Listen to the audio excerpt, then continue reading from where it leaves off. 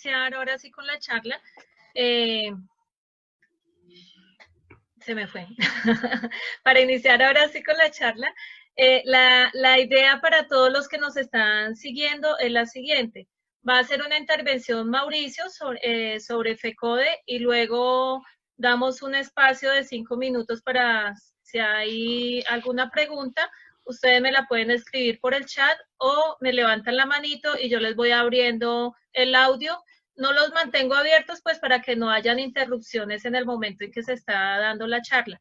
Y luego hacemos la misma dinámica con Jairo y si hay más preguntas, pues los dos están en disposición de dar respuesta. Entonces, Mauricio, ¿podemos empezar? Bueno, te agradezco. Antes de iniciar, aclárame una cosa, es que me están escribiendo que no pueden entrar. La gente pone el ID y entra Sí, directamente, ¿cierto? sí, señor. Ok. Ahí Bueno, están entrando todavía.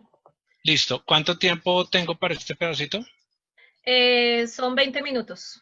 Bueno, tú me vas diciendo, tú sabes que aquí uno arranca y, bueno, Claro que sí.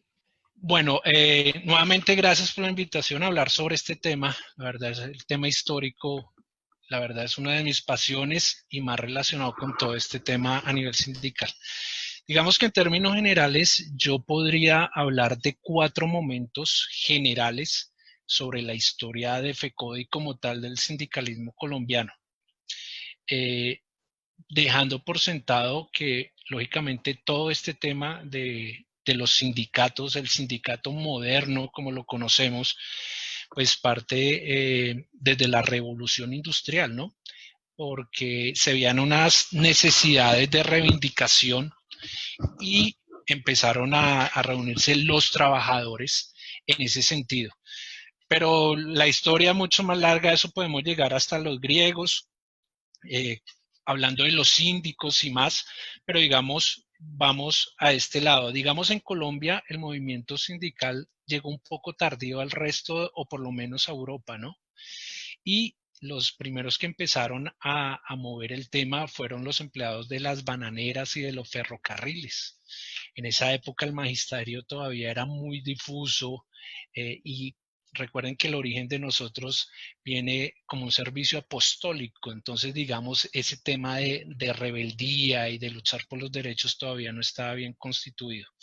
Aunque ya en épocas de colonia y de los primeros años de la República y más, ya habían algunos movimientos que se podrían considerar como sindicales, principalmente por medio de los artesanos.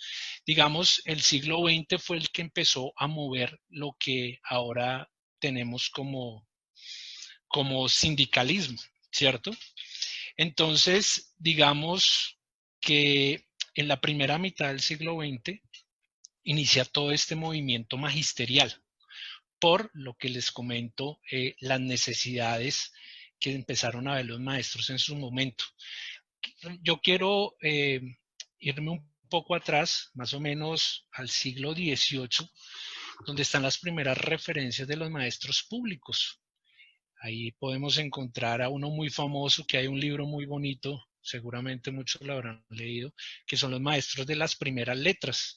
Por aquí lo tengo, por si alguien tiene la oportunidad, Maestro Escuela y Vida Cotidiana de Santa Fe Colonial. Este libro es difícil de conseguir, duré 2 años tratándolo de conseguir, pero seguramente si alguien se propone hacerlo, lo va a conseguir. Y aquí es donde habla de los primeros maestros públicos, todavía éramos una colonia. De pronto este sí es más fácil de conseguir en Editorial Magisterio, pero solo habla de una parte del libro anterior. Ahí es, uno de los autores es Martínez Bus, de todo este movimiento pedagógico y demás. Entonces, digamos, los maestros empezaban a ver toda esa necesidad porque éramos un gremio suprema, o todavía somos, pero éramos un gremio supremamente mal pago, no éramos reconocidos como tal, no teníamos una profesionalización de la carrera y demás, y empieza toda esa lucha magisterial. Entonces, para entrar en ese tema, yo lo voy a dividir en 4 grandes temas. El primero, que abarca la época de los 60s y los 70s, el segundo la época de los 80s, la época de los 90, digamos la época reciente que inicia desde la época del 2000. Digamos que la primera parte, que la época de los 60s y los 70s, es donde se empiezan las primeras organizaciones de docentes que entre ellas tenemos unas muy antiguas, como es los maestros del Tolima, también de Bolívar, en Boyacá, la ADE como tal. Cada uno empieza a dar unas peleas regionales por reivindicar sus derechos. Y con ese movimiento y demás es que se empieza a ver la necesidad de unificar, porque si bien recuerden que antiguamente la educación era regional, no era estatal como ahora que nosotros somos empleados estatales, aunque dependemos administrativamente de las secretarías de educación, se dieron cuenta que esto era una lucha nacional. Entonces empezaron a unirse y así es que empieza a constituirse como tal FECODE en esa primera mitad del siglo XX. Como tal, FECODE, las primeras luchas fueron muy duras porque todavía, recuerden que los sindicatos en Colombia vienen de un sentido patronal, vienen del bipartidismo liberal y conservador, también tiene mucha influencia de la Iglesia Católica y demás. Entonces, digamos, ellos dependían de los partidos como tal. Y ese proceso de ligarse a ellos fue muy duro y ahí es donde empiezan, digamos, grupos de izquierda a meterse en todo el tema del sindicalismo y empieza a haber un choque interno, pues lógicamente por el bipartidismo y los pensamientos de izquierda que empiezan a haber. Y en un momento unos se salen, empiezan a armar otros sindicatos y demás, pero en términos generales al final vieron que todos, aparte de la ideología que tenían, buscaban un mismo fin, que era la reivindicación de los docentes. Y al final todos terminan, independientemente pues de su ideología como tal, luchando por el mismo principio que ya les dije. Y eso se mantiene ahora, que es la pluralidad. Si bien en la época de los 60, 70 hubo mucha influencia por todo este movimiento de la revolución cubana y demás, el magisterio es supremamente plural. Aquí tenemos compañeros de todas las tendencias, colores y visiones. Y en un momento al principio, cuando hubieron esas divisiones, al final se dieron cuenta que tenían que unirse a diferencia dejando a las diferencias al lado y pues luchar por un mismo fin. Entonces digamos que como tal, FECODE se funda en esa primera mitad del siglo XX. Ahorita el año pasado acabamos de cumplir los 60 años y empiezan todas esas luchas, todas esas luchas. Hasta ahora, desde que se inició desde esa época, hasta ahora hemos tenido 17 precedentes diferentes de FECODE. Y hay dos personas que se destacan mucho en esas presidencias. El primero de ellos es Alberto Carvajal, que fue el tercer presidente. Él duró 8 años y es ese personaje que nos llevó a todas esas luchas y la más conocida es la Marcha del Hambre, que es donde el magisterio tiene como su boom, ¿sí? Ya ustedes conocerán la historia de los maestros del Magdalena que duraban mucho, que llevaban tiempo sin recibir pues salario y demás, o les pagaban con botellas de aguardiente y cigarrillo y demás. Y entonces empieza Alberto, que es una persona, yo tuve la oportunidad de conocerlo, todavía vive, tiene su oficina, ahorita todavía ejerce el derecho, tiene su oficina aquí en el centro de Bogotá, tuve un par de entrevistas con él, una persona supremamente carismática, a pesar de que ya está por encima de los 80 años, y ahí es donde uno entiende por qué ese hombre logró jalar a todos esos profesores y unirlos, ¿no? Aquí también yo tengo, para que tenga la oportunidad, la biografía de él, si tienen la oportunidad de conseguirlo. Habla unas cosas hermosísimas, se llama Alberto Carvajal, Una vida y muchas luchas. Y digamos, ese es el primer granito del magisterio colombiano, la marcha del hambre que cogen esos maestros desde Santa Marta y se vinieron caminando a Bogotá para exigir sus derechos. Entonces, digamos, empieza el boom y empiezan los maestros a decir, bueno, aquí nos tenemos que mover o si no, vamos a seguir invisibilizados. Después llega, digamos, pasa todo este periodo, que es el que les digo de los 60 y los 70, que fue una época en términos generales de buscar reconocimiento y reivindicaciones. Llega una época supremamente dura, durísima, que es la época, diría yo, más oscura del magisterio colombiano, que es la época de la victimización. Recuerden que nosotros somos el gremio en Colombia que más gente han matado, somos el más victimizado. No más, hasta hace poco, habían 1088 docentes asesinados en estos 60 años, sin contar los desplazados, los amenazados, los que han sufrido atentados, etcétera, etcétera. De todos los gremios de los trabajadores, el más victimizado ha sido el magisterio. Y la época de los 80 fue una época en que básicamente los docentes estábamos viendo era cómo salvaguardar la vida, supremamente oscura, muy oscura. Sumen todo eso del narcotráfico, sumen lo de los presidentes que tuvimos en esa época y demás. Aquí yo me voy a permitir subir un momento una presentación donde quiero mostrar una línea del tiempo muy brevemente.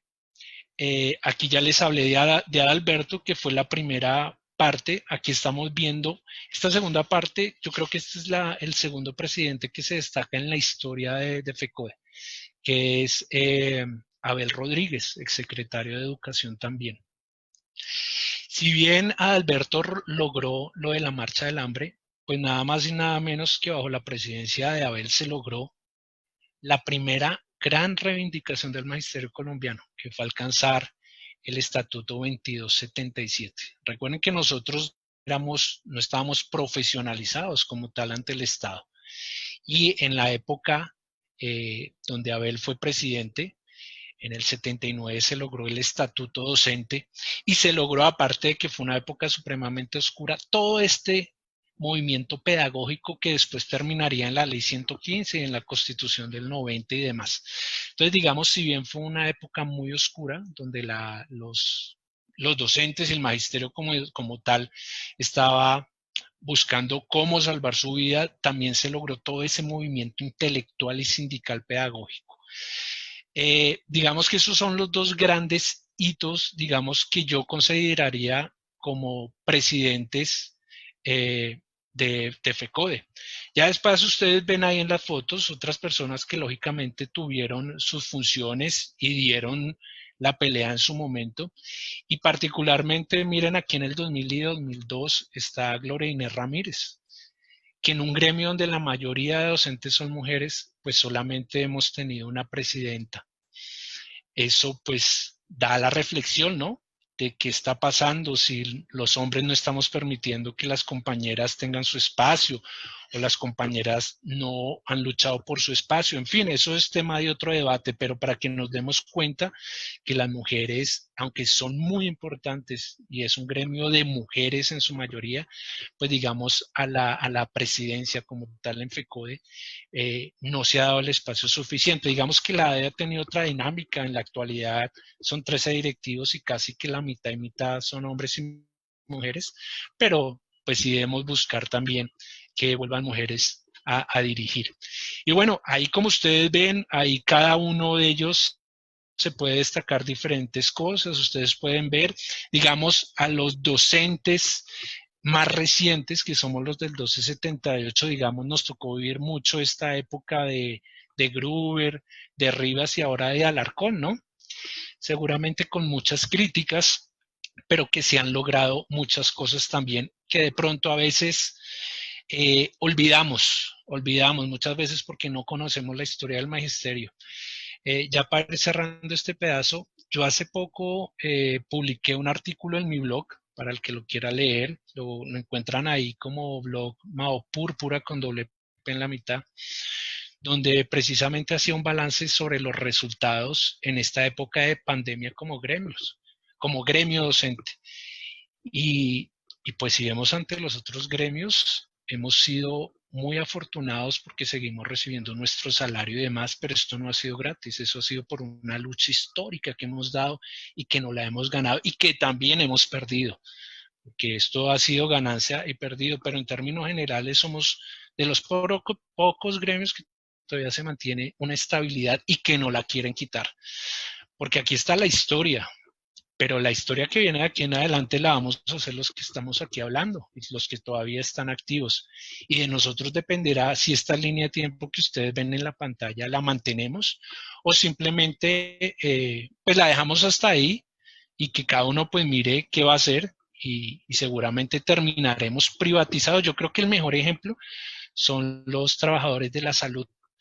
Seguramente ellos en su momento, en toda esa época de reestructuración en los 90, no se dio la lucha como se debió haber dado, o seguramente se dio, pero no con la suficiente fuerza.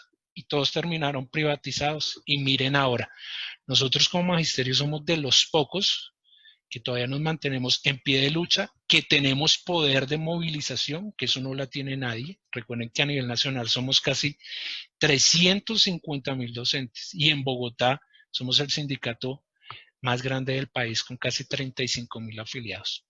Entonces, pues yo dejo por ahí para que Jairo nos complemente y me sigue dando la palabra y seguimos profundizando al respecto. ¿Listo, Heidi? ¿O preguntas o demás? Jairo tuvo un problema y salió porque se le fue la imagen y la pantalla. Entonces va a Ok, volver a entrar. Entonces, pues miremos preguntas. ok, dale. Eh,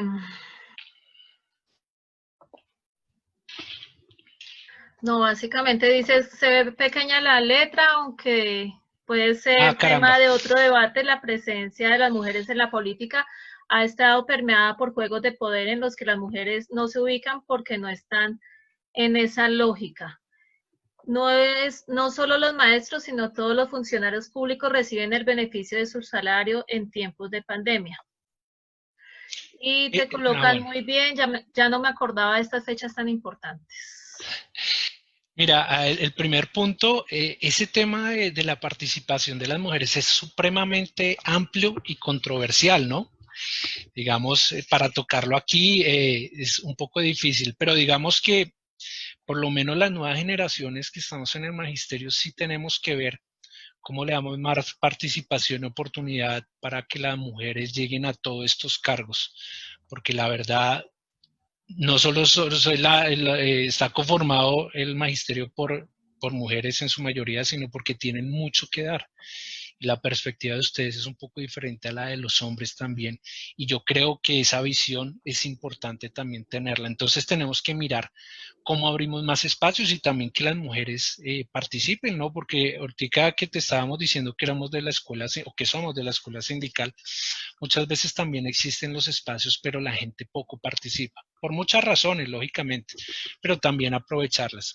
En el sentido de los funcionarios públicos, evidentemente, porque digamos, todo este movimiento público, a diferencia de los movimientos privados, pues digamos, el sindicalismo se ha movido más.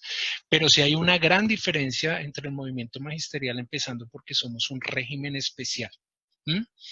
Y solo doy un ejemplo para ese tema de los funcionarios públicos. Mientras que los otros funcionarios públicos de diferentes sectores se pensionan a los 67, nosotros, 67 años hombres y 57 mujeres, nosotros dentro de esas luchas que lo ven aquí en la línea del tiempo, logramos pensionar los del 2277 a los 55 años y los del 1278 a los 57 años. Entonces, sí hay unas diferencias como tal, pero digamos en términos generales, sí, el movimiento de los empleados públicos mantiene sus garantías porque han sido los que han dado esa lucha. Y el último punto que tú me decías, ¿cuál era? ¿Cuál fue la última? No, dos intervenciones que dice muy bien, ya no me acordaba de estas fechas tan importantes y necesitamos más escuela política para las mujeres. Mira una cosa ya para terminar este punto. Yo creo, y estoy casi seguro que la verdad, este eje político, histórico, sindical, yo creo que debería ser una electiva o una clase como tal dentro de la formación de las diferentes licenciaturas. Yo creo, y aunque suene a frase de revista o periódico, yo creo que el desconocimiento de nuestra historia como magisterio a veces nos lleva a cometer muchos errores y más estas nuevas generaciones. Yo llevo en el magisterio más o menos 15 años Y digamos, me ha tocado toda esta última época de la evaluación docente, de la diagnóstica formativa y demás. Y he sido muy crítico al respecto. Pero sí también he visto muchas personas o muchos compañeros que se salen de la crítica y pasan a la criticadera y más por el desconocimiento. Si bien yo creo que como dirigentes hemos tenido gente muy idónea y también gente que no ha sido la más idónea para que nos dirija, creo yo, muchos de los cuales pueden ver ahí, no voy a profundizar al respecto, eh, creo que las nuevas generaciones nos tenemos que preparar para asumir estos retos. Porque si nos quedamos solamente en la crítica y no nos vamos preparando, el día que nos toque asumir todos estos liderazgos seguramente no vamos a dar la talla. Y yo sí tengo una preocupación muy grande. Todas estas antiguas generaciones crecieron en un contexto histórico diferente al de nosotros. Y digamos, desde mi punto de vista podrían tener más mística, estaban rodeados por todo esto, si bien no todos son comunistas, porque evidentemente Alberto y Abel y otros que ven ahí no necesariamente vienen de un partido de izquierda como tal. Si llegamos, estaban permeados de alguna manera de todo esto.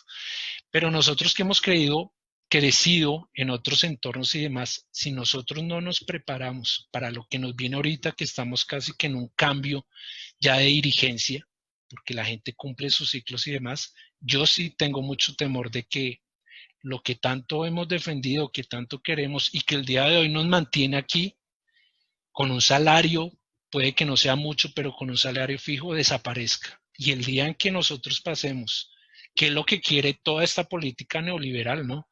Que pasemos a la privatización, seguramente nos vamos a arrepentir mucho, mucho de no haber defendido nuestro régimen, nuestra profesión y el magisterio como tal.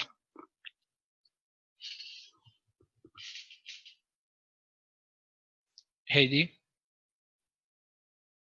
Opa. Mauricio, sigamos Ya. porque Jairo Bueno. tiene problemas de conexión. Listo, bueno. Entonces, digamos que a mí me gustaría aprovechar este momentico para hablar un poco. Voy a dar unos libros, aparte de los que ya he mostrado, para los que verdaderamente les interesa profundizar en este tema, para que los anoten. Esta bibliografía que es muy importante. Ya les mostré el del autor Carlos Pardo, que habla de Alberto Carvajal, que es supremamente, es muy bonito para el que le guste. Ya les mostré, esto es una joya, el que lo pueda conseguir en serio, trate de hacerlo porque es una joya. Habla cómo es todo el movimiento magisterial, o no todo, cómo se crearon los primeros maestros públicos. Aquí hay un libro también muy importante que habla de la marcha del hambre, que se llama La Marcha del Hambre, Epopeya de los Maestros y Maestras del Magisterio del Magdalena Grande. El autor es Carlos Rafael Estrada Pacheco. También si lo pueden conseguir y lo pueden leer, hay anécdotas muy bonitas de los participantes en ese movimiento. Aquí, alguien para que le guste la novela, este libro es hermoso. Esto es una novela sindical, se llama Alguien anda detrás del presidente. Y habla de todo lo que pasa en el sindicalismo, pero desde un punto de vista de novela. El autor es, permítanme aquí, Jaime Moreno García. Me fascinó leer este libro porque es como si uno estuviera viendo lo que pasa ahora. Y hay uno muy importante, muy bonito, que se llama Los Maestros en Bogotá. Esto salió de un estudio de una maestría de Claudia María Vargas Aldana, Los Maestros en Bogotá. Entonces, ¿por qué les muestro esto? Porque yo sé que a la gente que le gusta todo este tema de historia y conseguir bibliografía sobre estos temas no es tan fácil, no es tan común. Entonces, para los que quieran profundizar, sería espectacular que pudieran conseguir esto. Y también les recomiendo una versión especial de la revista Educación y Cultura. Recuerden que ya aparece vía digital, que se llama Los 50 años de la Marcha del Hambre. Es una cosa hermosa, es hermosísima, hay anécdotas, hay entrevistas, hay fotos, entonces para que ustedes puedan profundizar en ese tema. Bueno, ya dejando un poco ahí el tema de Mauricio, la nos hacen bibliografía. una pregunta. Dime. que dice, buenas tardes, a mí me interesaría saber un poco más acerca del neoliberalismo, a qué se refieren exactamente cuando evocan esta palabra. Sería muy importante para mí y otras compañeras que nos hemos preguntado lo mismo. Bueno, a ver, digamos, el neoliberalismo es como se conoce a toda esa tendencia en la época reciente de la humanidad que viene desde mucho antes con el pensamiento neoliberal, con Adam Smith y demás, ¿no?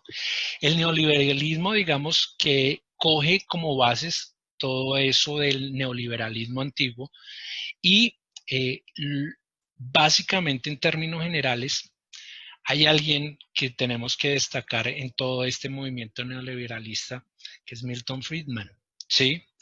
Eh, norteamericano.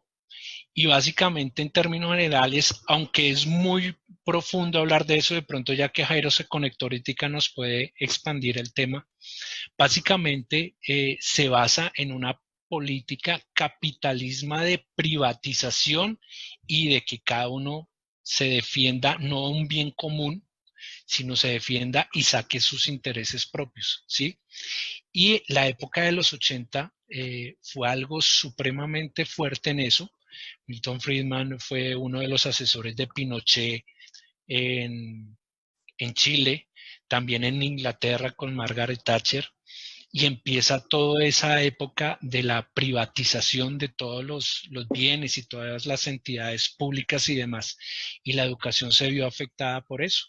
Digamos aquí como en Colombia todo llega un poco tarde, aquí su boom fue a partir de los 90, recuerden a Gaviria con Bienvenidos al Futuro, y fue la época de la apertura económica donde empezaron a privatizar las empresas estatales y demás, y pues años después pues llega uno de los personajes más terribles en mi consideración para la historia de Colombia, que fue Álvaro Uribe Vélez, y cogió toda esa política neoliberal y la aplicó directamente al magisterio. Y ahí es de donde nace el 1278. Yo aquí ya para darle la palabra a Jairo, quiero que miren esta foto. Les explico un poco cómo nació el 1278 a los compañeros nuevos. Como ustedes saben, existía el 2277 y el 2277 tiene unas garantías que difícilmente las tiene otra profesión. Pueden mantener dos pensiones dependiendo en el año que entraron, pueden mantenerse dos pensiones y seguir trabajando, pensionarse a los 57 años, etcétera.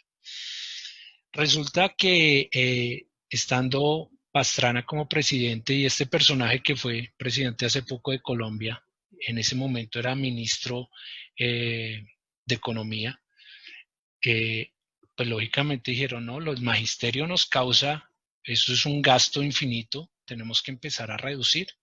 Y ahí es donde mira, en realidad como tal el 1278 salió fue porque todo lo que ahora tenemos el 1278 no se lo pudieron aplicar al 2277. ¿Por qué? Porque los compañeros en su momento dieron unas peleas tan profundas que no pudieron. A ellos les querían meter la evaluación que ahora tenemos para ascender. Es decir, todo eso de 278 salió de lo que no pudieron meterle a los compañeros del 2277.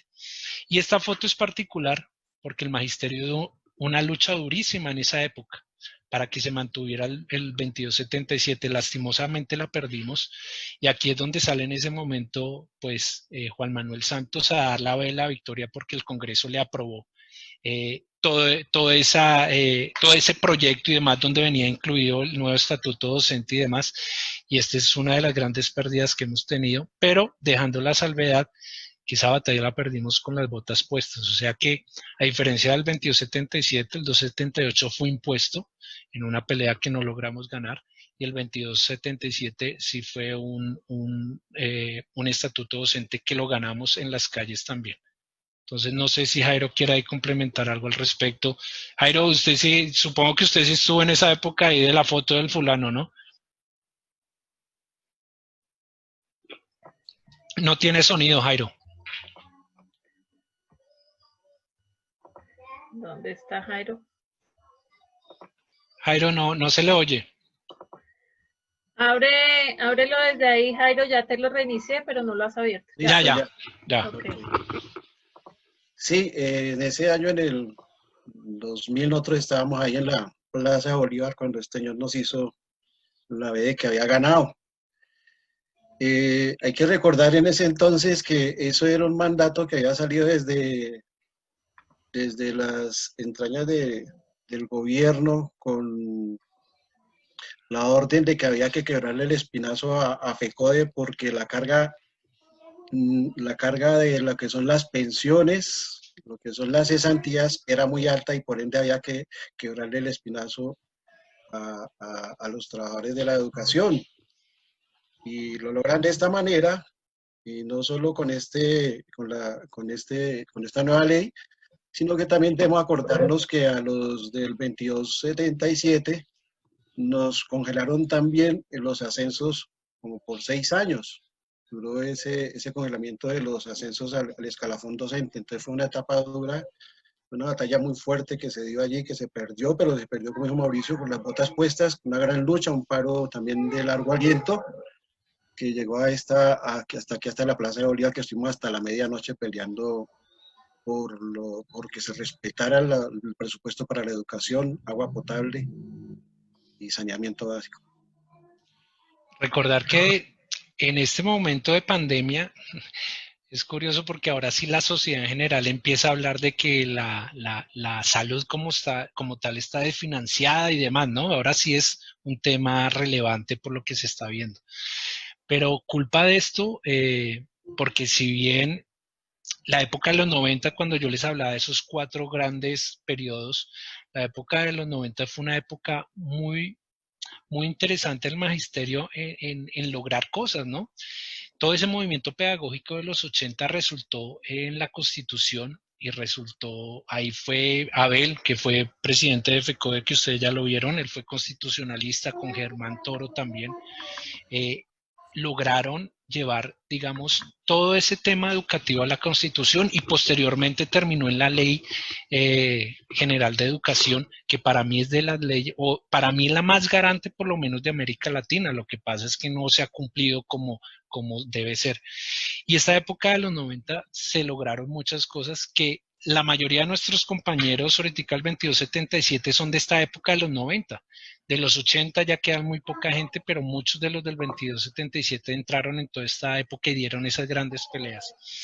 Y lo curioso, Jairo, a veces compañeros contemporáneos a mí preguntan, pero nos van a descontar, hay permiso para salir a las marchas.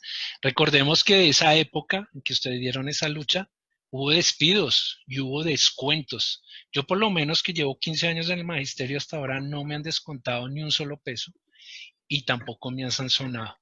Entonces, para que veamos, no sé si de pronto hemos perdido un poco la mística o no sé qué ha pasado con nuestra generación, pero en esa época los compañeros salían y ni hablar antes, ¿no? Antes mucho más. Y no les importaba si les iban a descontar o si los destituían o algo, porque era la única manera. Y yo, miren aquí la pantalla, por ejemplo, la verdad yo veo estas fotos y me causa una nostalgia tremenda. Yo creo que por lo menos los del 1278 yo así lo considero, el único paro que verdaderamente hemos vivido es el del 2017, como debe ser. Eh, entonces yo creo que lo que aquí nos falta en adelante es mucho más. Y ya que este círculo, para darle la palabra a Jairo Heidi, Sí, señor. que tiene énfasis en la educación preescolar, cierro esta partecita con esto. La educación preescolar logró que tuviera un reconocimiento fue por la lucha que dio el magisterio y se logró incluir en la Ley General de Educación. Si el magisterio y las luchas en la calle no hubieran surgido efecto y la gente no hubiera salido, seguramente no habría reconocimiento ahorita de los 3 grados de preescolar como está ahora. Que no se ha implementado como es, eso es otra cosa, pero sí está reconocido por la ley y se dio, y aquí en Bogotá vamos más avanzados que en otras ciudades. Entonces, para que nos demos cuenta que en especial las profesoras de preescolar se han beneficiado también por esa lucha que ha dado el magisterio en su historia, ¿no? Gracias, Mauricio. Nos piden el favor que de pronto tú puedas poner en el chat el nombre de algunos de los libros que nos recomendaste. Sí, claro. Gracias. Jairo, tienes la palabra. Bueno, muchas gracias. Muy buenas tardes nuevamente a todos los que se han conectado ahorita. Yo voy a hacer esta intervención de acuerdo a como me lo pidieron. Voy a hacer primero un esbozo de lo que es el sindicato y luego de hablar de qué es el sindicato y más o menos como sus funciones y cómo está pues organizado para que entendamos un poco más de lo que es el desarrollo sindical al interior de los que estamos afiliados al sindicato y luego pues también una parte que tiene que ver con el desarrollo social, las incidencias que ha tenido el sindicato en estas luchas, ¿no? Entonces, pues yo inicio ya que tenemos poco tiempo porque se me fue la señal o el computador. Entonces voy a hacer una presentación y en base a esa presentación pues voy hablando y les voy a ir explicando más o menos lo que es la cuestión sindical. Entonces vamos a iniciar pidiéndole el favor a Heidi que si me puede colocar la presentación y partiré pues de lo que es ¿qué son los sindicatos? ¿Ya se ve? Sí, pero no está la diapositiva 1, sino la 2. Ok. Y poner la presentación de pantalla, por favor. Entonces, partir porque primero, pues, esto es digamos, lo que está establecido en la ley, cuáles son las funciones del sindicato, ¿sí? Entonces, nosotros estamos amparados, pues, constitucionalmente como organización. Esto nos lo da el artículo 39 de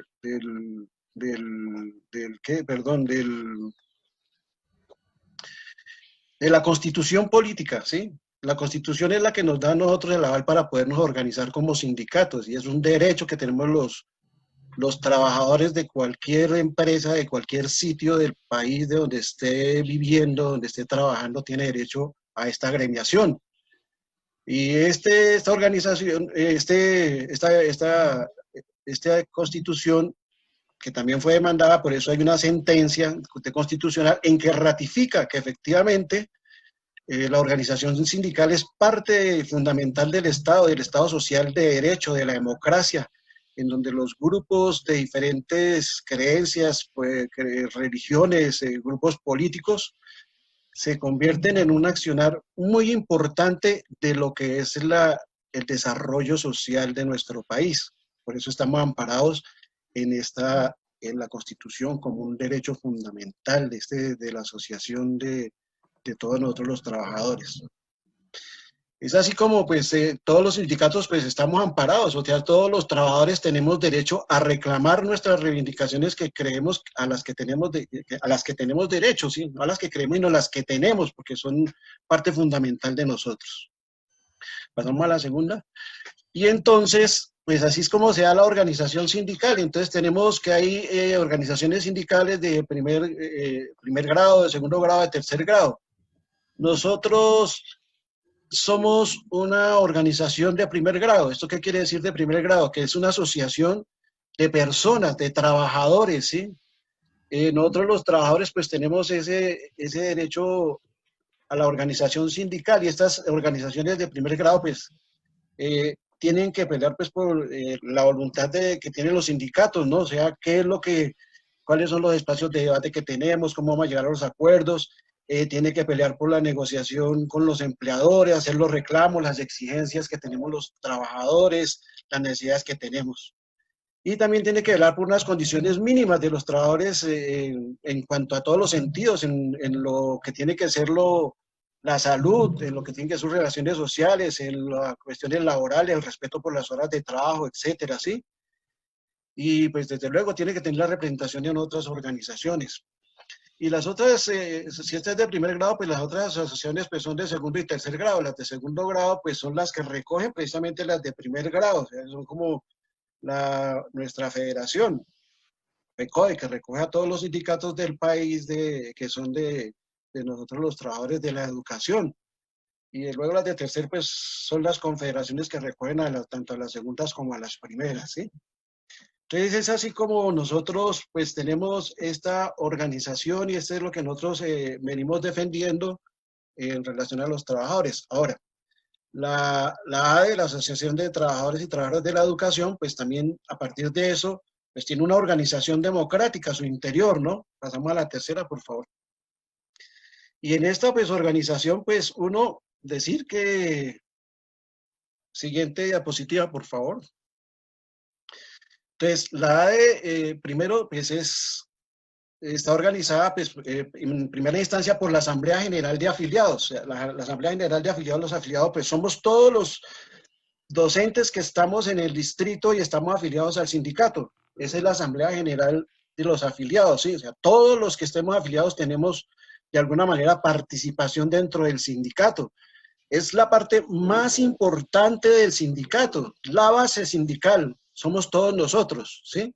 O sea, esa base es la que elige el resto de la democracia que está al interior del sindicato.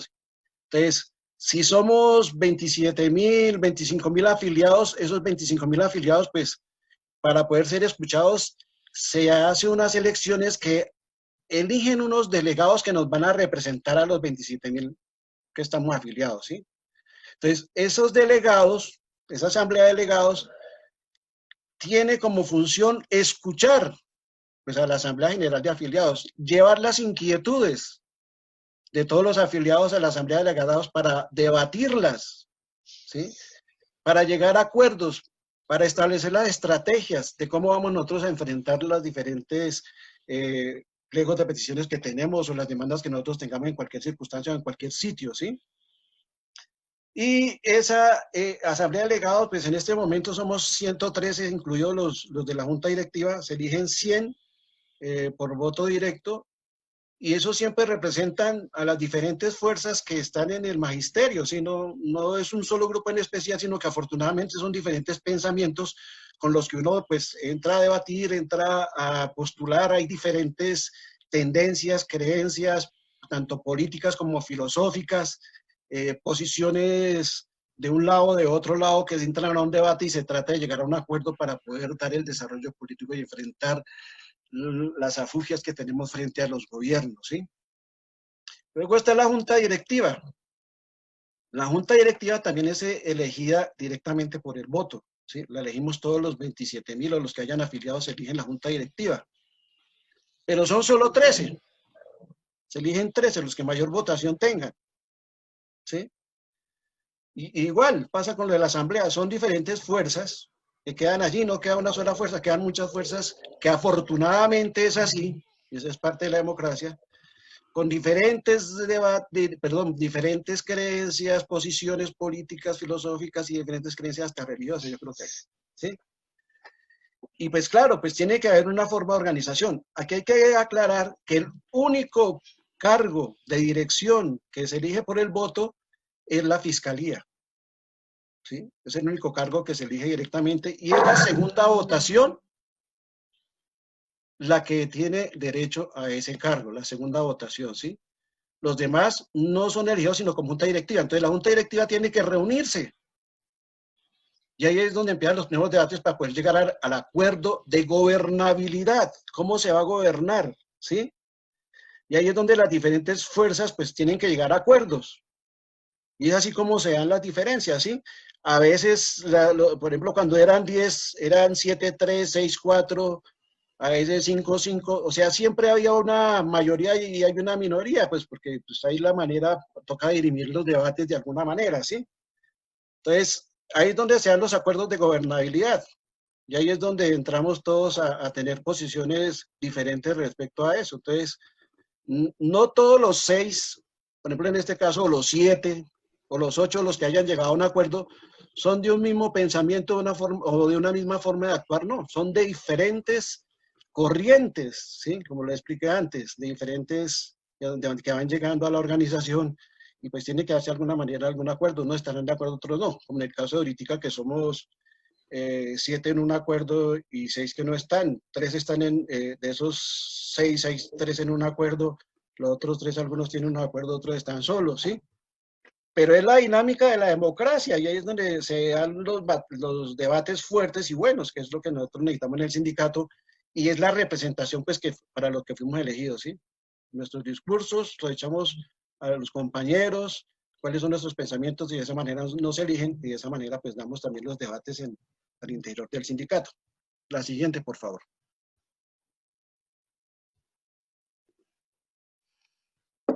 Bueno, entonces,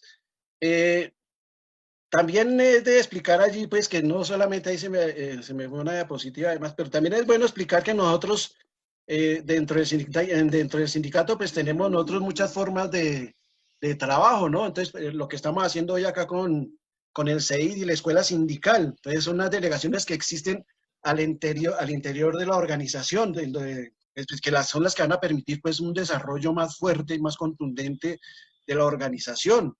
Entonces tenemos ahí dentro de eso, pues se dan las delegaciones para podernos representar en los diferentes frentes, porque uno sabe pues que los 13 no podrían con todo. Entonces tenemos las diferentes comisiones ante las entidades como a la fiduprevisora, ahí están los veedores, están las comisiones de trabajo, están los comités locales y están los comités institucionales y están las asambleas locales. Estas últimas son muy importantes, ¿sí? Las institucionales, que son las que nosotros tenemos mucho problema, porque es allí donde nosotros necesitamos tener la representación, porque es lo que está viviendo el docente en cada colegio, que se necesita saber para mirar la manera de cómo se va a actuar y de cómo se van a programar las acciones que tenemos frente a diferentes problemas en las instituciones o el sentir de los profesores frente a las políticas nacionales, ¿sí? Y esas deben llegar al comité local. Y el comité local pues está integrado por todos los compañeros que son delegados de las instituciones y ahí es donde nosotros necesitamos de esa fortaleza local porque es de donde se llevan las razones a los colegios de lo que está haciendo, lo que está trabajando o donde se reciben todo lo que nosotros necesitamos saber para el poder actuar, ¿sí?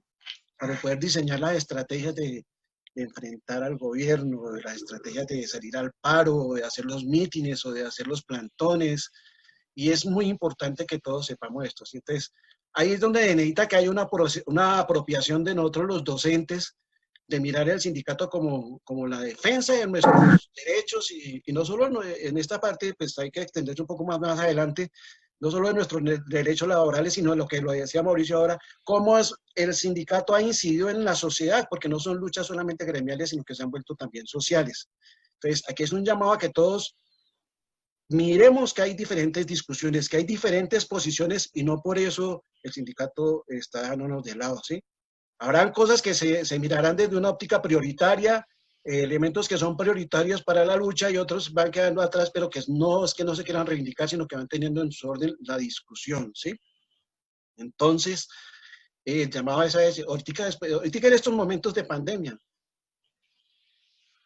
la AED tiene y está jugando un papel muy importante frente a la Secretaría de Educación, ¿sí? Es muy importante lo que está haciendo, cómo lo está llevando, cómo lo está desarrollando, ¿sí? Igualmente aquí, saludar aquí a este círculo de preescolar, cómo se ha movido, cómo ha reivindicado también sus cosas y vemos cómo el respeto al preescolar frente a las cajas de compensación se va desarrollando y se está dando. Ya la carta que hicieron en este círculo pues llegó a la Secretaría y es un debate fuerte que tiene que dar porque eso no es debate solamente de política, sino también de plata. Entonces, el llamado es a eso, a que integremos nosotros y respaldemos el sindicato bajo cualquier circunstancia. Nosotros podemos tener muchas críticas de lo que pasa en el sindicato, pero no por eso tenemos que darle la espalda, sino al contrario. Hay que seguir dando el debate. Tenemos que seguir llevando nuestras posiciones al interior del sindicato. Siguiente, por favor.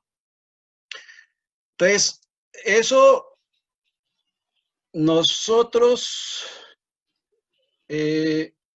ya algunas cosas de las que voy a hablar ahorita, pues las tocó Mauricio, lo que tiene que ver con el desarrollo histórico, que es lo fundamental después de esto, porque o sea, cómo viene esta lucha y cómo viene la formación de los sindicatos, ¿no? Entonces ya Mauricio lo mencionó, cómo desde la Nueva Granada se venía hablando de una educación del Estado, de cómo se fue desarrollando, hubo varias posiciones de algunos que querían que fuera instrucción, otros que fuera más, que tuviera el desarrollo de la ciencia. Hubo las discusiones de Santander y Bolívar, después ganó Santander porque volvió a ser elegido y logró desarrollar alguna que tenía que ver con su posición de desarrollo de la formación de los maestros en el sentido de lo que sería del desarrollo de la ciencia, ¿sí?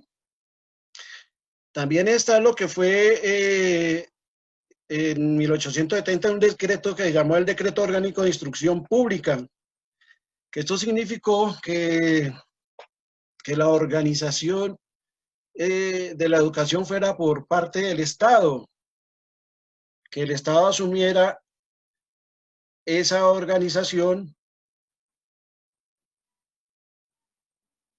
y de ahí para acá vienen todos los debates que se vienen dando de cómo se debe ver al maestro y cómo se debe formar.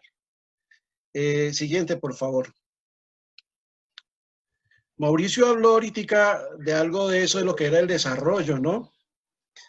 El desarrollo de cómo se dieron los sindicatos, cómo eran las peleas, porque venían cómo hacer el reconocimiento de los maestros que venían siendo mal pagados. Hay muchas historias que se cuentan dentro de este desarrollo que tienen que ver, por ejemplo, cómo a las maestras, pues, en diferentes regiones, y no por decir en todo el país, las tenían muy maltratadas. Las profesoras no podían salir de la casa, por ejemplo, en faldas cortas, tenían que ver faldas que le llegaran a los tobillos, no podían salir a usufructuar en las heladerías porque era causal de destitución. Viene lo que habló del pago con el aguardiente, porque se dio el pago del aguardiente, pues porque las nóminas estaban a cargo, pues, no de la nación y la gobernación, sino de los municipios. Entonces, un municipio, ¿cómo podría pagar eso? Perdón, las gobernaciones, ¿cómo tendrían para pagar a los docentes? Solo tenían la plata que producía, pues, las empresas del aguardiente, ¿sí? Y con eso esa era la moneda de cambio del docente. Habían regiones en donde no le pagaban a los maestros y la nómina se convirtió en trueque, en cambio, en forma de pago, ¿sí? O sea, había gente especializada en diferentes regiones que le compraban al profesor el de pago, ¿sí? Lo que le daban para poder cobrar su salario. Entonces, cuando le pagaban, con eso iba y lo vendía, y entonces alguno en la región le compraba, si ganaba 300 pesos, le ofrecía 250 pesos por su pago, y de esa manera podía hacer mercado. Entonces, todo eso dio a que pues empezaran a hacer las organizaciones como las mencionó Mauricio en su recuento histórico. Entonces, viene ese desarrollo y vienen las peleas, pues, del magisterio, como la constitución de la ADE, que tiene hartas historias. Siguiente, por favor. De la constitución, allá en la escuelita de Santa Inés, donde queda, aquí en Bogotá, donde queda la morgue, ¿no? Fue el primer centro de reunión de la ADE. Muchos de ellos fueron perseguidos, les tocó esconderse. Bueno, hay harta historia al respecto. Y ahí está, en esta está todo lo que, parte de lo que recontó Mauricio con las primeras organizaciones sindicales que se fundaron para estas peleas, con ADEC, ACPES, las asociaciones del Departamento del Valle, la Asociación de Institutos de Antioquia, ADIDA en Antioquia. Pues claro, pues FECODE como una de las líderes que ha tenido el país en esta materia, ¿sí? Ya de que desde que se logra ya que la nómina pase a ser nacional y sea a cargo del Estado, de la Ley 43 de 1945, y se crea un escalafón, es cuando se crean los fondos educativos regionales, que por esta parte es la que le pagaban a los docentes. Estas platas pues eran giradas por la nación. Entonces, y ahí es otra pelea que se va dando, ¿no? Es la pelea que se da con respecto a la diferencia que había con los maestros de primaria y los maestros de bachillerato, ¿no? Si nos acordamos, hasta hace muy poco existían unas diferencias no solo de salario, sino que también había cierta mirada diferente entre nosotros los docentes de bachillerato con los de primaria, y había muchas diferencias. Afortunadamente con esto logra un poco zanjarse esa diferencia, ¿no? Y logra pues con la unificación de esto, y ahí viene ya lo que llamó la conquista del decreto 2277 del 79, el estatuto que pues organiza la profesión docente, le da el escalafón que tenemos, que también está congelado en el grado 14. Y de ahí para acá se vienen varias luchas en la defensa de este estatuto, muchas cosas que se han perdido, muchas cosas que se dejaron atrás, partes de las pensiones, partes de lo que eran las cesantías, los intereses de cesantías, parte de lo que era la pensión gracia, etcétera. Se iban perdiendo y estamos en esa lucha. Siguiente, por favor.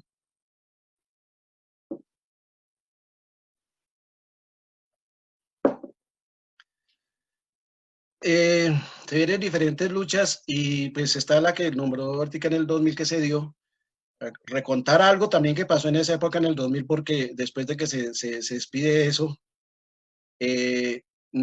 nosotros intentamos desde el sindicato bregar que después de que se reglamentó eso, pues los maestros no se presentaran, pues porque es un estatuto pues completamente retardatario, atrasado, que quita todas las reivindicaciones que se han ganado en el magisterio, ¿sí? Una pelea dura que se dio ahí, pero pues como la actual situación de laboral, pues eso era tarea que había que hacer, pero difícil de cumplir, y es así como se inicia pues el 1278 a funcionar con todo lo que tiene, y ya pues vienen todas las peleas que se están dando hasta ahora con todo lo que tiene que ver con las diferentes miradas que tiene la evaluación diagnóstico formativa, pero qué fue lo que fue la evaluación antes, que no permitían los ascensos, etcétera. Hay toda una serie de posiciones que están ahí, pero que se están dando y se están desarrollando.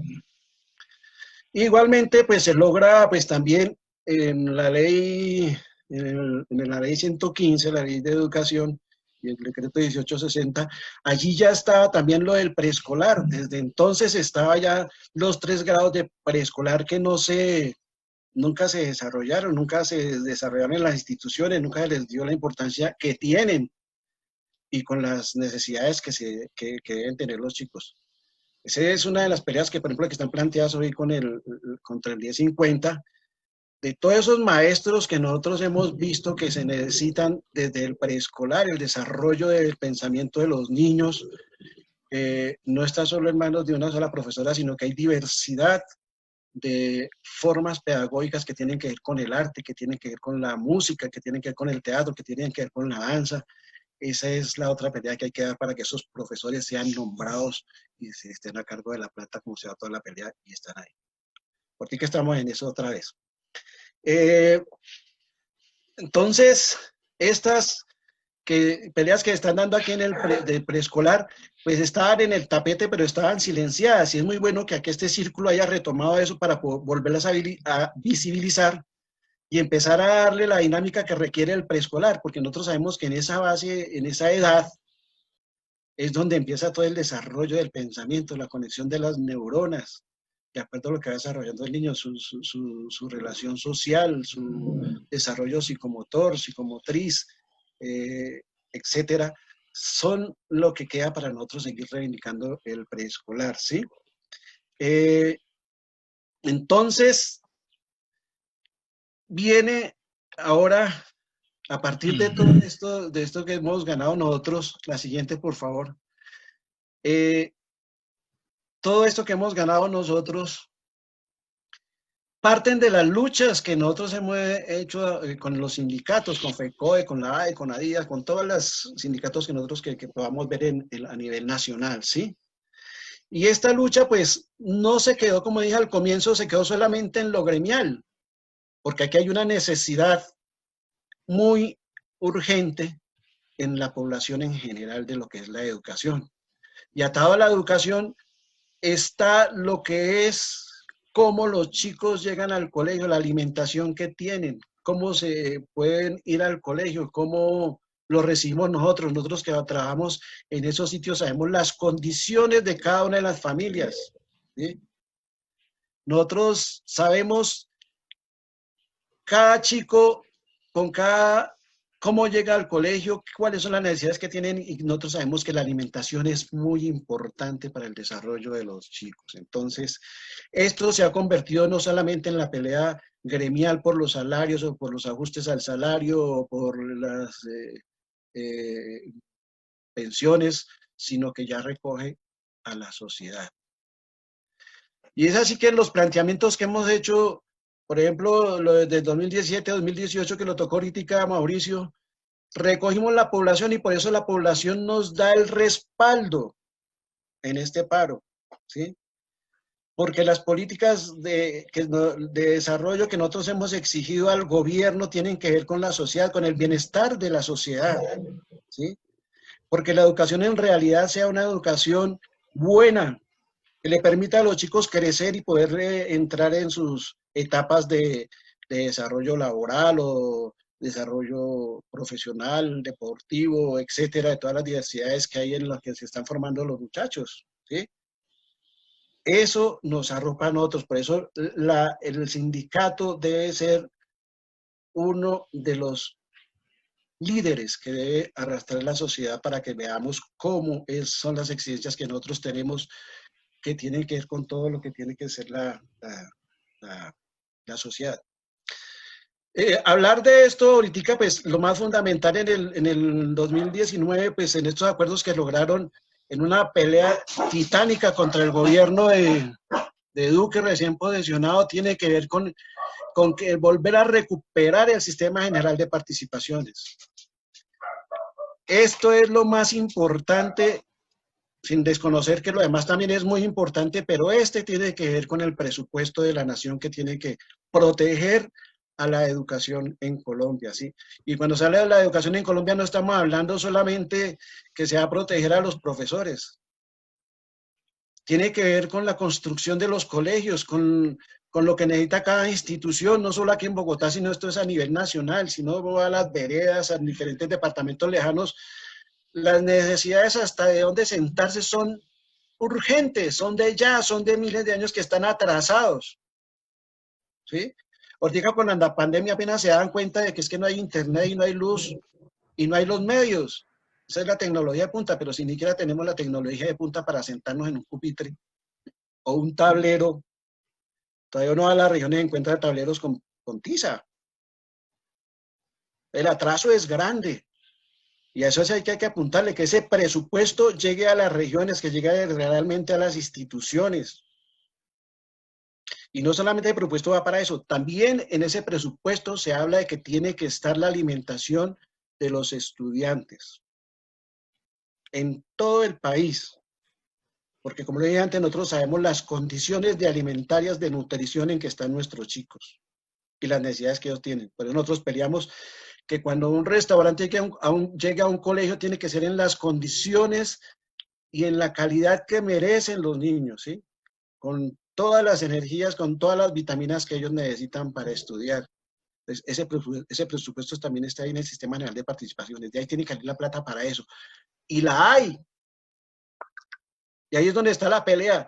¿Cuál es el presupuesto en el Sistema General de Participaciones que necesita la educación? Que debe estar por encima del presupuesto que tienen para los militares. Eso tiene que ser claro, esa es otra pelea que está en el tapete y hay que seguirla dando. El planteamiento es que la regla que se proponga allí en el Sistema General de Participaciones tiene que ser progresiva.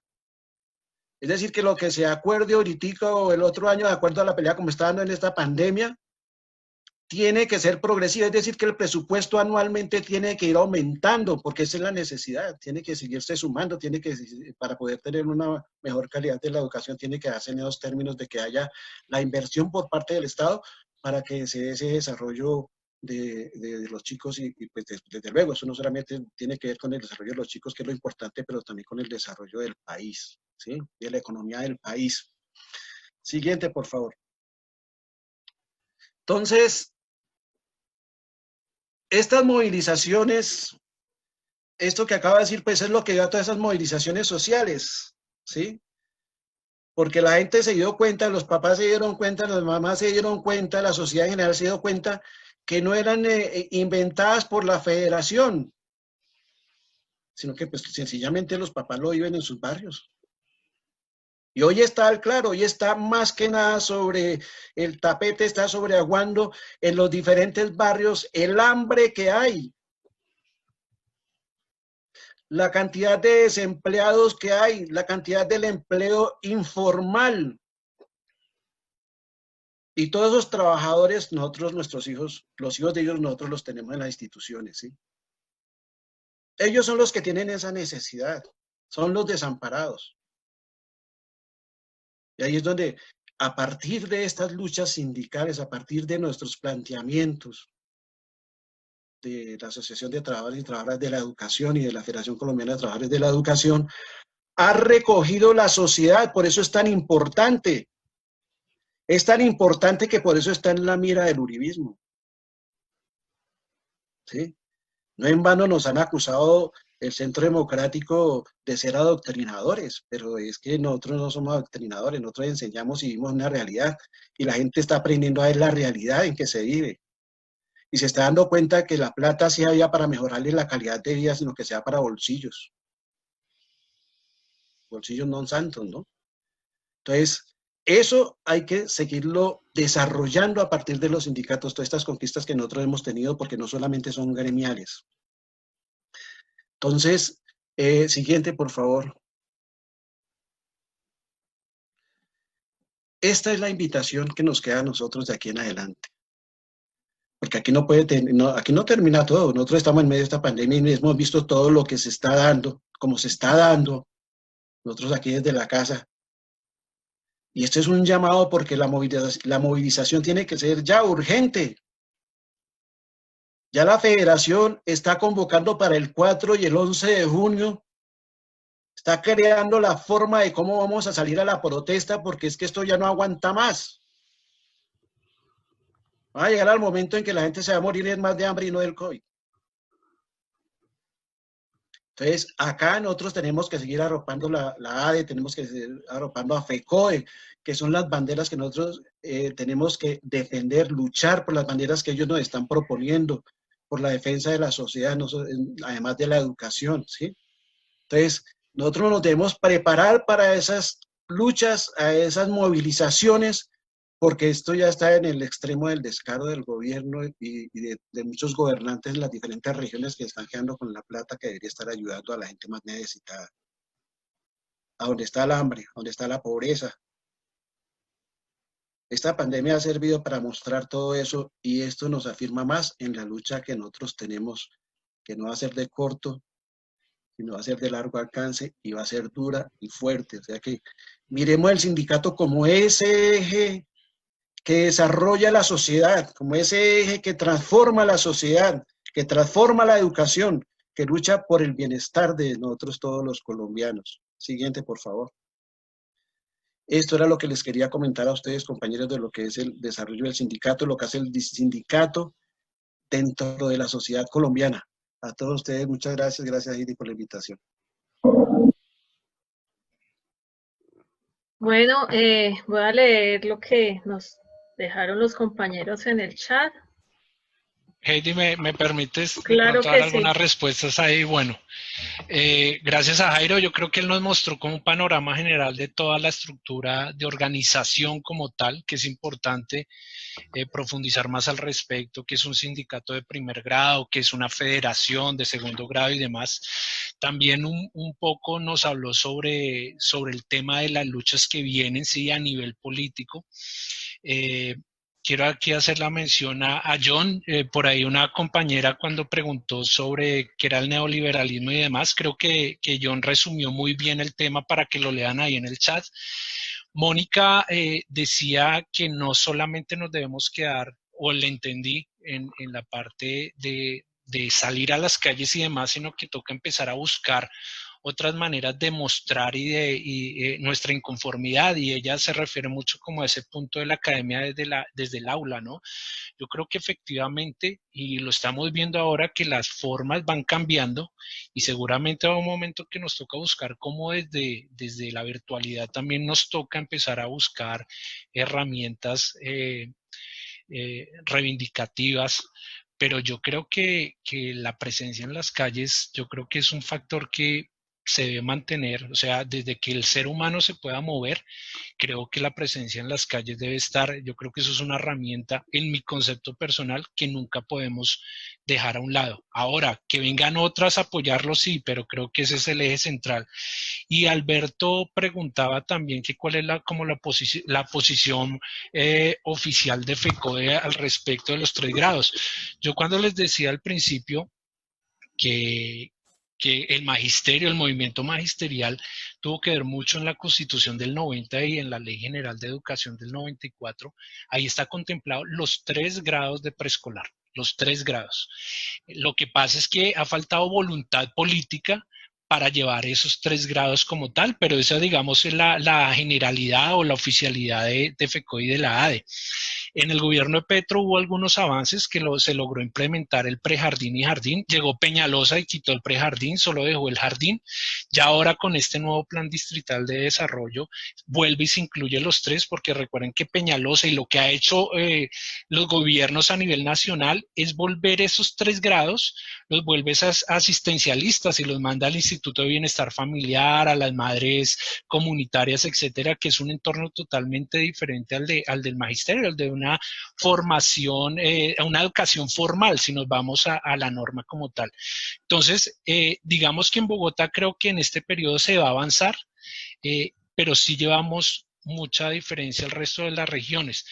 Yo, para cerrar este pedazo, a mí me preocupan 2 cosas que creo que nos toca luchar mucho por eso. Uno es la educación rural, que ya lo dijo Jairo. O sea, estamos hablando de educación rural, tenemos gente que está como en el siglo XVIII, es algo terrible. Y otro que tenemos que luchar mucho es por la educación de la primera infancia como tal. Yo aquí lo digo como docente de música, que es mi formación base. La estructuración de todo el ser, por lo menos a nivel musical y también como ser humano, se hace dentro de los 5 años de la vida de un ser humano. Todos esos grandes concertistas virtuosos y demás iniciaron muy pequeños. Y nosotros vemos que, por lo menos en la ciudad, porque vuelvo y digo, hablar de la educación rural, eso es como si fuera otro planeta. La educación de primera infancia está muy abandonada. Y lo que decía Jairo es verdad, todavía entre nosotros mismos hay una diferencia. Los profes de secundaria ven como en algunas ocasiones a los profes de primaria o inclusive a los profes de preescolar como que, no sé, con algunas diferencias, cuando para mí es lo fundamental. Por ejemplo, yo como músico, yo preferiría que la educación musical se diera en preescolar y en primaria que incluso en bachillerato, para mí. Y hay mucha teoría sobre ese tema. Entonces, creo que nos toca luchar mucho, pero creo que eso debe ir, Heidi, de la mano también de ustedes. Ahí es donde yo hago la invitación, porque es que muchas veces decimos, pero ¿qué hace el sindicato? Pero el sindicato, ¿porque no está pendiente? O sea, esto es de lado y lado. Vuelvo y digo, el sindicato ha fallado mucho y seguramente le falta muchas cosas. Yo en eso estoy de acuerdo.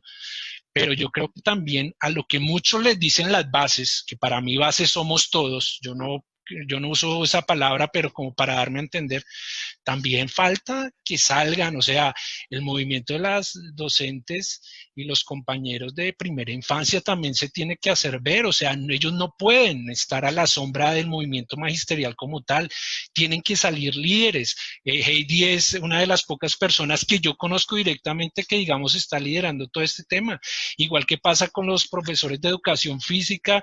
Ahí veo a Wilder desde la distancia, cuando a nivel histórico el movimiento de los profesores de educación física fue de los primeros movimientos dentro del sindicato. Entonces, digamos, yo comparo mucho todo esto, yo que soy un docente de artes, con primera infancia y primaria, porque de alguna manera hemos estado relegados, ¿no? Y los de arte, los de educación física y teatro, no hay nada más que hacer. Bueno, vaya a hacer algo de teatro, a ver qué pueden hacer.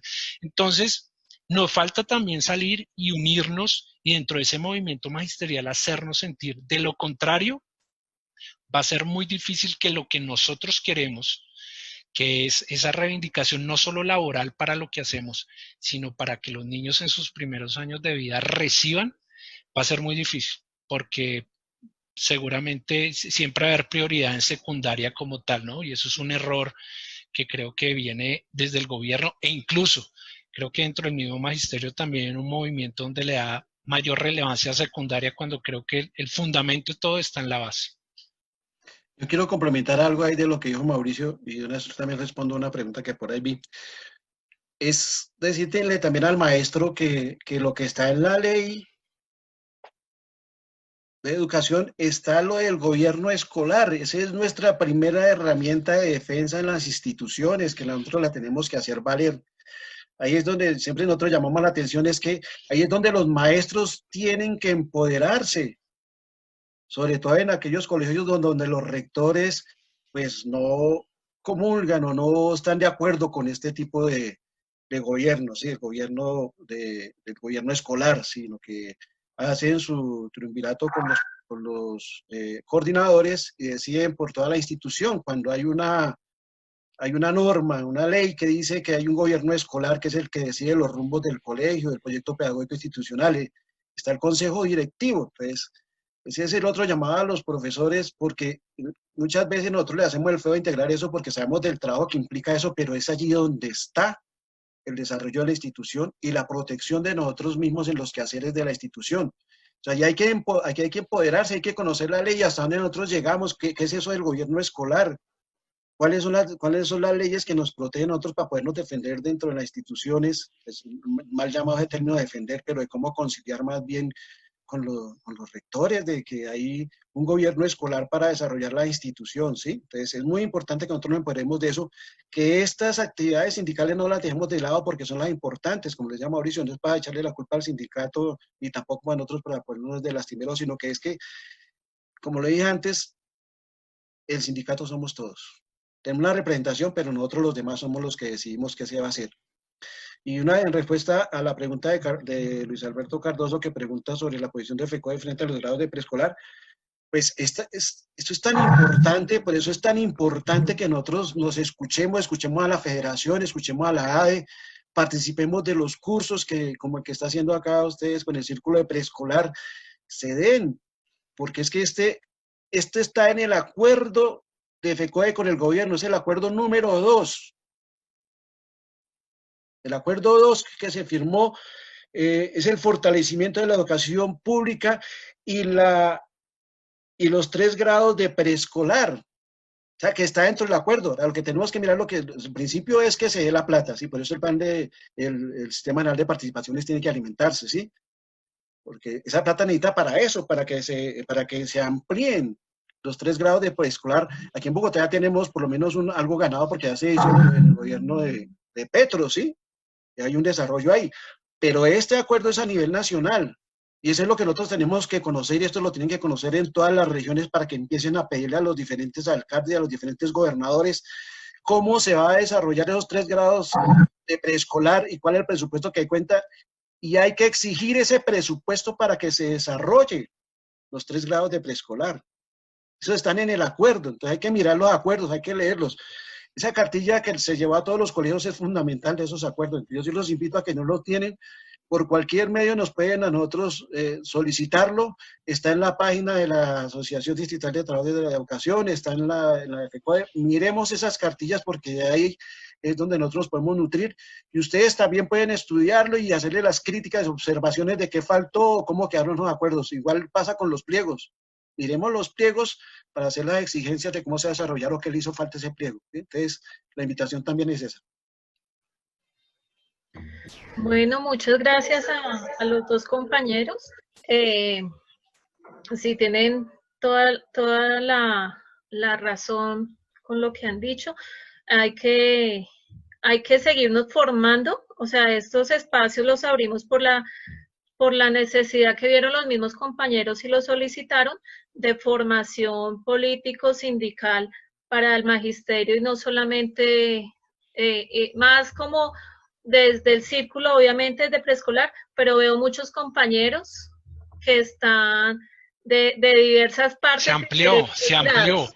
Sí, Eduardo, un saludo, desde Soacha nos están acompañando y esto ha pasado porque es importante la formación político-sindical para todos, porque si no nos empoderamos de estas luchas y de todo lo que se ha conseguido, pues eso es lo que ocurre cuando llegamos a los consejos académicos con muchas ganas, con mucho entusiasmo de hacer, pero nos desarman rápidamente porque no nos hemos empoderado de todo esto. Entonces, yo sí los quiero felicitar a ustedes y agradecer mucho la participación. Vamos a mirar, creo que Mauricio y Jairo recogieron, pero por acá había alguien que me estaba levantando yo la solamente mano. Quiero un espacio para despedirme, antes de que terminemos.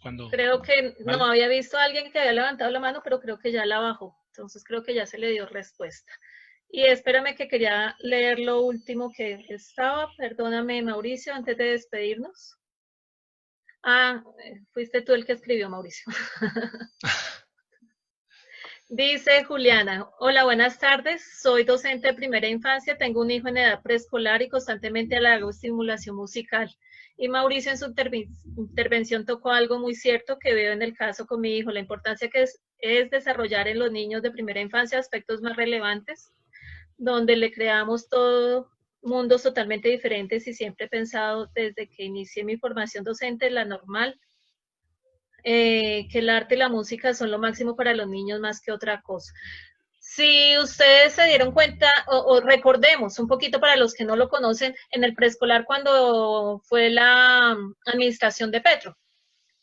En ese momento empezó el 901, que fue cuando vimos el inicio al prejardín, y también se anexaron jardines que eran de integración social y fueron anexos a instituciones educativas.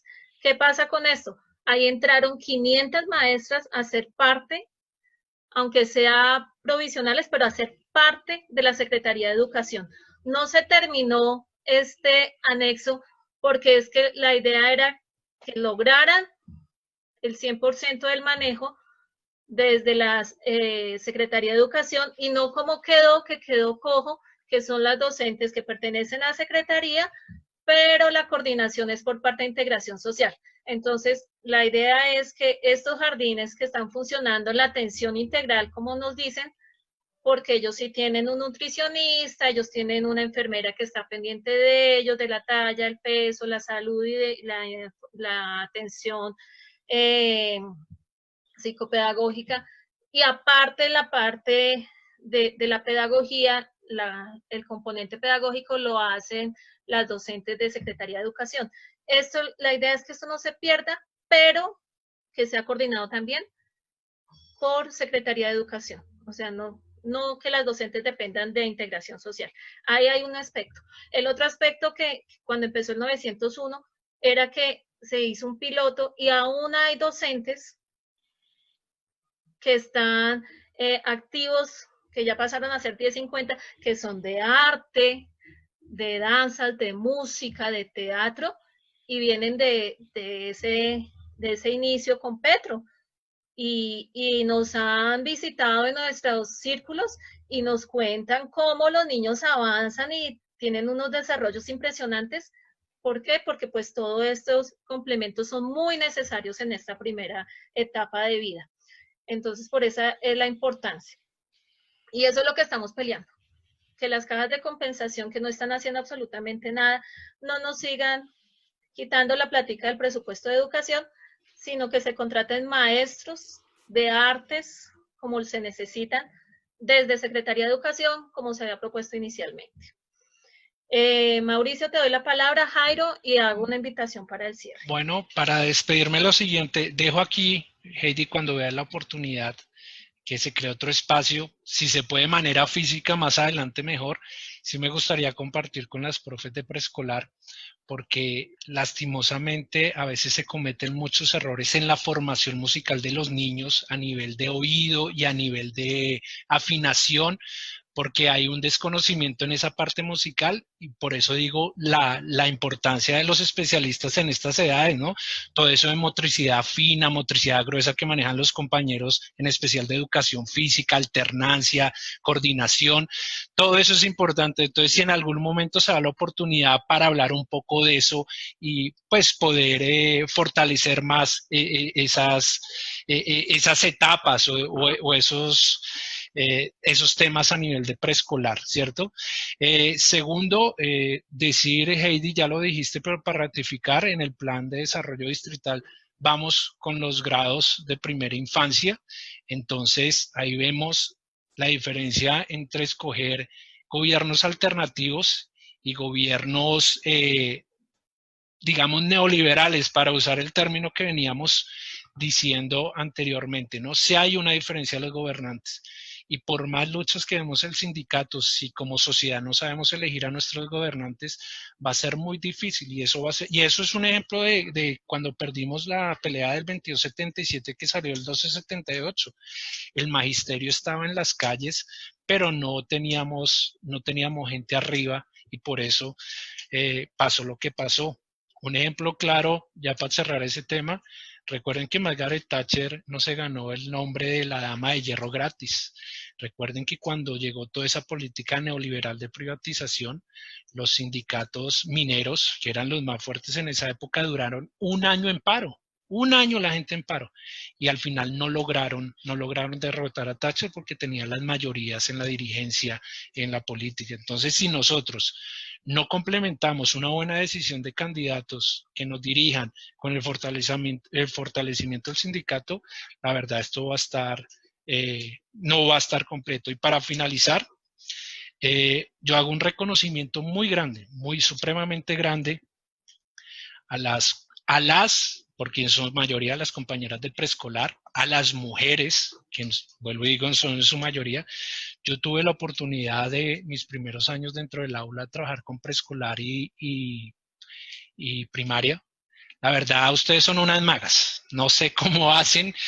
Yo creo que el trabajo de ustedes no es reconocido como debería ser. Las admiro completamente. También a todos los profes de apoyo que trabajan con los de educación física, de arte. La verdad, no sé dónde sacan tanta energía. Es un trabajo supremamente importante y si quiero hacer un reconocimiento a la labor que hacen y ojalá de este círculo y de todas las compañeras que ustedes tienen y se mueven, empiecen a unirse y a salir más adelante y a hacerse reconocer porque todavía el país y la educación como tal le debe mucho a la primera infancia. Entonces, con eso me despido. Muchas gracias por la invitación. A Jairo, un abrazo grandísimo. Y a todos los que nos acompañaron, que están por primera vez, y los que ya venían, un abrazo, fuerte abrazo. Saludos para todos. Muchas gracias, Mauricio. Jairo, para terminar.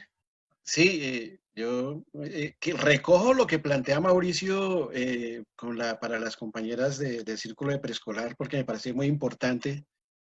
Parece que tuviéramos como carreras similares. Yo también cuando empecé en la docencia empecé con el preescolar en los colegios privados. Por eso desde allí aprendí la importancia del arte en el preescolar. Y si nosotros hacemos ese estudio de los colegios privados de élite, estos tienen la importancia, tienen todos los profesores en música, en teatro, en danzas. Las tienen porque saben la importancia que es eso. Entonces aquí es muy importante también eso y sería bueno, ya he visto el trabajo, por ejemplo, del compañero que está acá también en este círculo, el compañero Cabeza de Palo, lo que está haciendo y eso es parte del desarrollo que deben tener los chicos y es que pues, el teatro, la música o la danza, el desarrollo psicomotriz o el desarrollo psicosocial o el del lenguaje, de la expresión, son muy importantes. Entonces creo que pues ahí queda en el tapete ese planteamiento de poder hacer un encuentro el arte frente a la educación, alguna cosa así, no sé cómo sería, o la pedagogía del arte para los chicos. Ahí queda planteado. Yo también agradezco mucho la participación en este espacio de preescolar. Se revive uno muchas cosas que hizo cuando era más joven y bello. Y es bueno retomarlas y reiniciarlas. Felicitaciones a todo este grupo por esos logros que están teniendo. Hay que seguir en la lucha por el respeto de la educación del preescolar. Muchas gracias por la invitación. Bueno, gracias a ti, Jairo.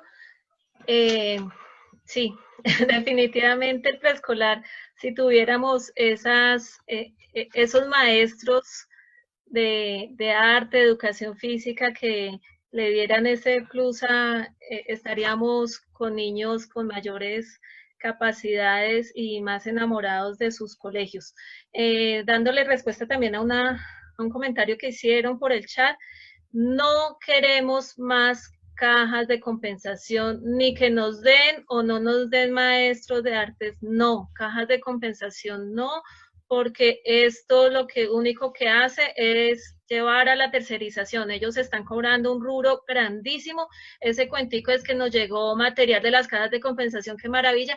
No, es que la Secretaría le da un poco de plata para que nos manden ese material, además que no es de muy buena calidad. Que nos dan cartillas tampoco. Nosotros podíamos tener